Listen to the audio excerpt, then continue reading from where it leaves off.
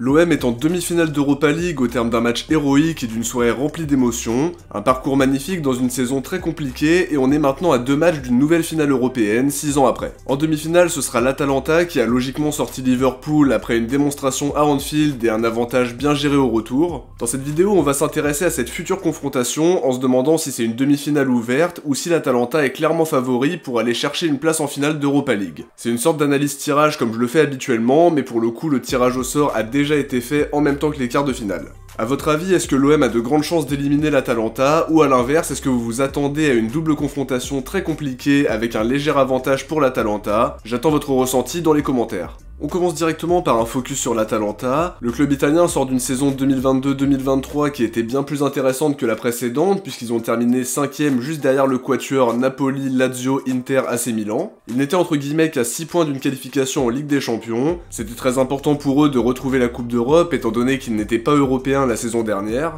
Une saison qui s'est terminée à la 8ème place et qui contrastait nettement avec les 3 saisons précédentes où ils avaient terminé 3ème à chaque fois. Cette saison, ils sont actuellement classés 6ème au moment où je tourne cette vidéo.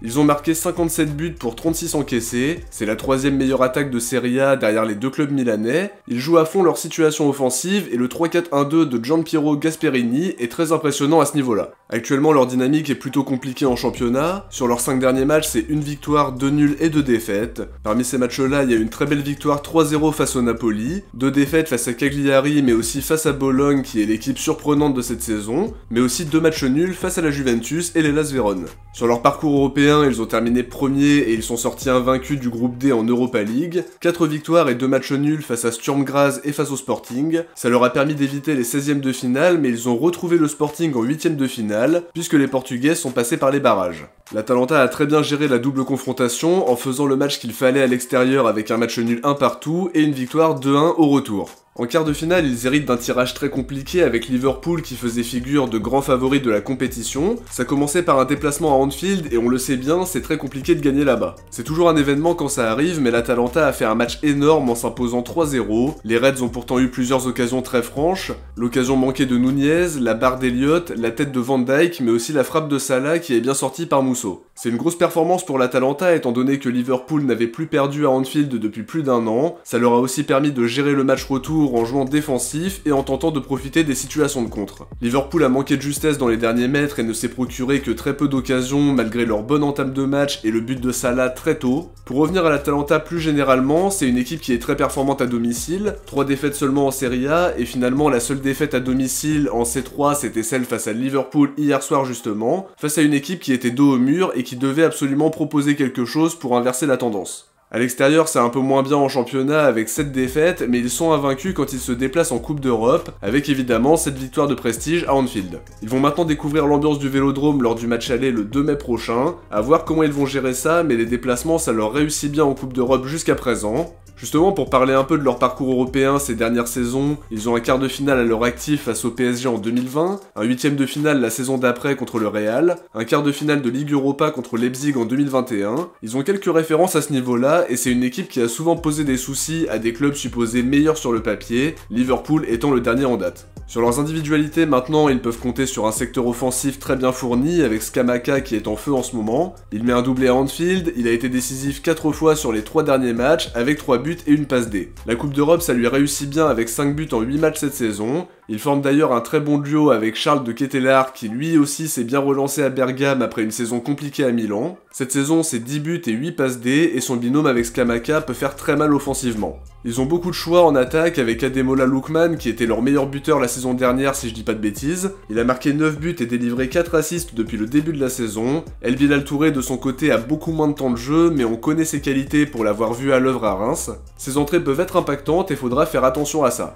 Dans le 3-4-1-2 de Gasperini, Kopp Meiners fait bien sûr partie des joueurs à surveiller. Il est importantissime dans la construction du jeu, il distribue bien grâce à sa qualité de passe, il peut aussi être à la finition avec son très bon pied gauche. Ses statistiques le reflètent très bien avec 13 buts et 5 passes D depuis le début de la saison, et un statut de titulaire indiscutable. Miranchuk est lui rarement titulaire mais ses entrées sont souvent décisives, 4 buts et 11 passes D au total, c'est un bon bilan pour un super sub. Au milieu de terrain, ils peuvent compter sur le tandem Ederson-De Roon qui fonctionne très bien. C'est une équipe qui globalement associe jeunesse et expérience. La jeunesse avec Ruggeri, Isakien, Michel Adogo, Émile Holm ou encore El Bilal Touré qu'on a cité plus tôt. L'expérience avec Raphaël Toloi, Atebour, Zappacosta également qui est toujours aussi impactant sur son côté. On peut aussi citer Kolasinac qui va faire son retour au Vélodrome moins d'1 an après son départ libre et qui a globalement laissé un bon souvenir à Marseille. L'Atalanta c'est une équipe qui est intelligemment construite, le travail de Gasperini est vraiment très bon, il n'hésite pas à faire jouer son équipe en bloc défensif compact pour mettre en place des contres. Ces dernières années il avait tendance à utiliser un pressing très haut, à vouloir la possession à tout prix, mais son approche a un peu évolué à ce niveau-là, même si l'intensité reste la même. Cela dit, le 3-4-1-2 reste son dispositif favori, et ça fonctionne plutôt bien, même si cette saison et la précédente sont moins concluantes que les 3 d'avant, avec la 3ème place à chaque fois. Quoi qu'il en soit, Gasperini sait s'adapter aux différentes situations, et ce sera pas simple comme double confrontation.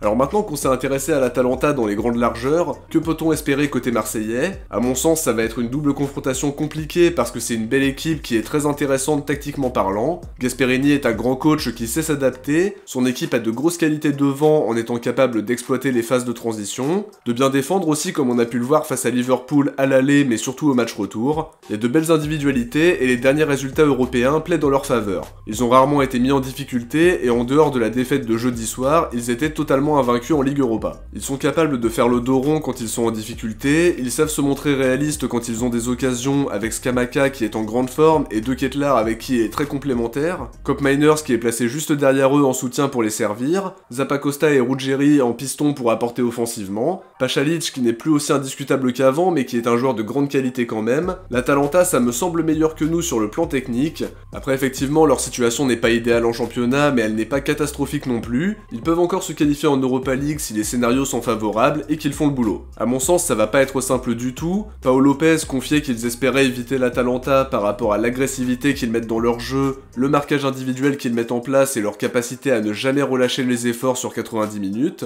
Ça annonce un défi important dans l'intensité, dans l'aspect physique, et faudra montrer beaucoup de détermination, de l'envie, en mettant de l'impact pour les empêcher de déployer leur jeu habituel. Ce qui me plaît moins c'est qu'on va jouer le match aller au Vélodrome, je préfère quand on reçoit au retour parce que selon le résultat de l'aller, l'ambiance du stade peut clairement galvaniser les joueurs, on l'a encore vu hier soir. Ça implique qu'il faut faire un résultat à l'aller, prendre un avantage si possible, et derrière espérer faire un résultat au retour, alors que l'Atalanta est très solide à domicile et qu'on a des difficultés à l'extérieur depuis le début de la saison. Pour autant, si on veut aller chercher une place en finale, il faudra être performant sur les 2 matchs, y a pas de secret.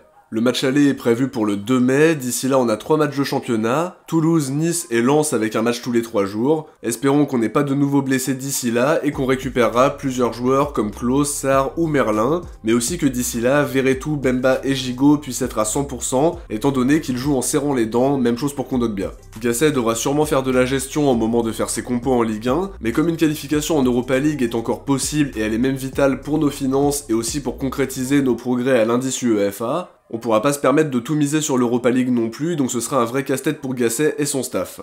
Après effectivement, en cas de victoire finale, on serait qualifié en Ligue des Champions et ça nous sauverait notre saison en championnat par la même occasion. On va enchaîner les matchs tous les 3 jours avant le match aller, il y a aussi celui contre Reims qui va s'intercaler entre les 2 matchs. Ça va être compliqué d'avoir de la fraîcheur, mais c'est la même chose côté Atalanta. Ils vont jouer 3 matchs avant l'aller puisqu'il y a aussi le retour face à la Fiorentina en Coupe d'Italie. En plus ils sont en ballottage défavorable avec cette défaite 1-0 au match aller, donc je pense pas qu'ils la lâcheront et qu'ils mettront donc la grosse équipe pour ce match-là. Ils vont aussi affronter Salernitana entre les 2 matchs, donc à ce niveau-là, on est dans la même situation. Après, par rapport aux chances de passer, je pense quand même qu'on a nos chances, ça me paraît ouvert avec un léger avantage pour l'Atalanta sur le papier quand même. Tout dépendra de notre performance lors du match aller, parce que derrière ce sera plus compliqué de faire un résultat à Bergame. Je pense que le match retour contre Benfica a soudé le groupe, c'est dans ces moments-là que la confiance revient et qu'un esprit de groupe se forme beaucoup plus solidement. Ils auront à cœur d'aller chercher une place en finale, et malgré la dynamique qui n'a pas été fabuleuse toute la saison, bien au contraire, on est dans le dernier carré, la finale est à portée de main, et l'équation est simple, si on donne tout et qu'on met toutes les chances de notre côté, on a de grandes chances de passer et d'aller jouer notre 5ème finale européenne le 22 mai à Dublin. C'est tout ce qu'on va se souhaiter, mais aujourd'hui le plus important c'est de profiter de cette belle victoire et des magnifiques émotions qu'on a vécues jeudi soir, avec ce match héroïque qui restera dans toutes les mémoires pendant encore très longtemps.